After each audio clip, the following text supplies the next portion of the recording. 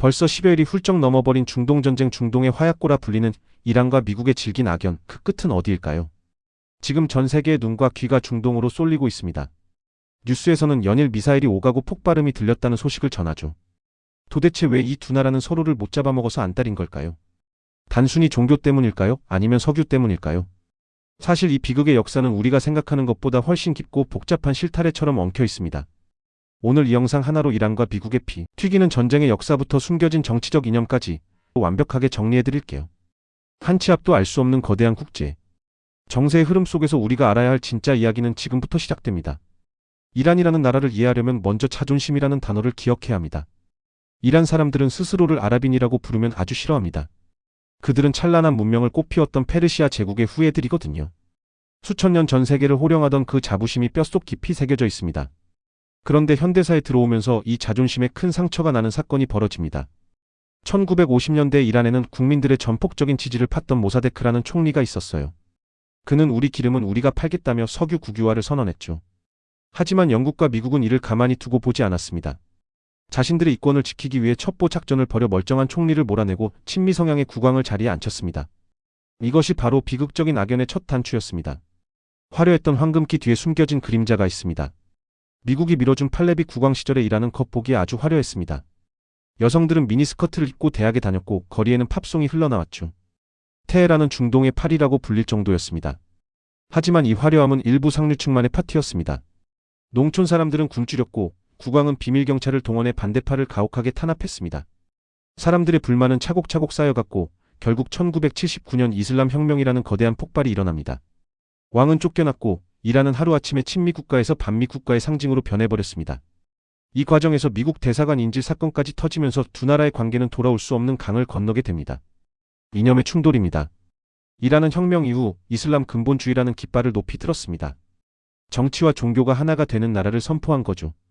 이란에게 미국은 자신들의 신성한 가치를 훼손하는 거대한 악마 같은 존재가 되었습니다.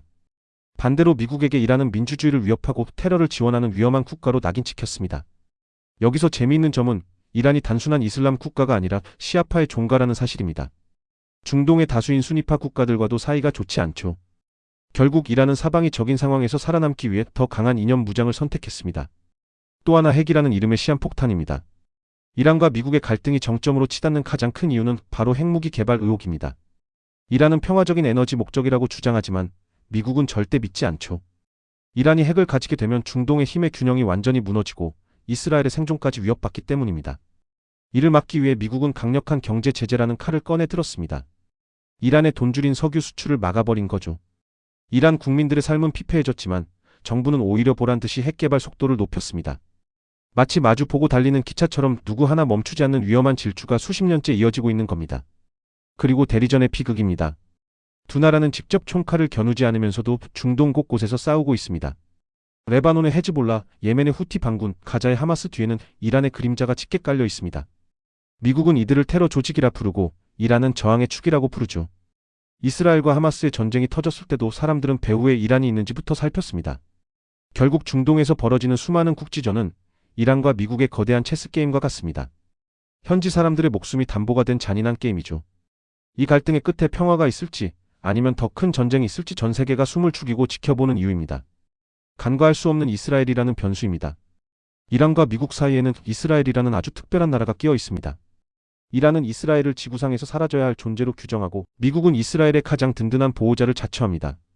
이란이 이스라엘을 향해 드론과 미사일을 쏘아 올리면 미국은 즉각 방어 시스템을 가동하며 경고장을 보냅니다.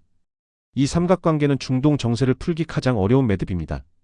이란에게 이스라엘은 미국의 앞잡이고 미국에게 이란은 이스라엘을 위협하는 폭력배인 셈이죠. 이 지독한 증오의 사슬이 끊어지지 않는 한 중동의 밤하늘에는 언제든 미사일 불꽃이 튈 수 있습니다. 이제는 이런 관계들이 우리 삶에 미치는 영향입니다. 멀리 떨어진 나라들의 싸움 같지만 이 갈등은 당장 우리 지갑을 위협합니다. 이란이 호르무즈 해협을 봉쇄하겠다고 위협하면 국제 유가는 미친 듯이 치솟습니다. 우리가 주유소에서 넣는 기름값, 마트의 물값, 심지어 전기료까지 모두 이란과 미국의 관계에 달려있다고 해도 과언이 아닙니다. 주식은 하루가 다르게 오르락 내리락 개미들은 속이 타들어갑니다. 전쟁의 공포는 이렇게 주식시장을 흔들고 안전자산인 금값을 올립니다. 중동의 모래바람이 서울의 경제 한복판까지 불어오는 거죠. 그래서 우리는 이들의 싸움을 남의 집 불구경하듯 볼 수 없습니다. 경제학적으로 보면 이 갈등은 우리 모두의 생존과 직결된 문제입니다. 과연 화해의 길은 있을까요? 트럼프 미국 대통령이 전쟁이 곧 끝날 거라고 하자 이라는 종전은 자신들이 결정한다며 강하게 맞서고 있는 상황입니다. 과거에 잠시 희망이 보였던 적도 있었습니다. 핵 합의를 맺고 경제 제재를 풀기로 약속했었죠. 하지만 정권이 바뀌고 신뢰가 깨지면서 모든 노력은 물거품이 되었습니다. 이제 두 나라는 대화보다는 힘의 논리에 더 익숙해져 버렸습니다. 하지만 전쟁은 승자 없는 게임입니다. 이란의 젊은 세대는 서구 문화를 동경하고 변화를 원하고 있으며 미국 또한 끝없는 중동의 늪에서 벗어나고 싶어 합니다. 결국 해결의 열쇠는 과거의 원한을 내려놓고 미래를 바라보는 용기에 있습니다. 거대한 역사의 파도 속에서 이들이 어떤 선택을 할지 우리는 계속해서 지켜보며 대비해야 합니다. 오늘 영상이 복잡한 중동 정세를 이해하는 데 조금이나마 도움이 되셨나요? 뉴스에 나오는 짧은 단편들 뒤에는 이렇게나 긴 고통과 갈등의 서사가 숨어 있습니다.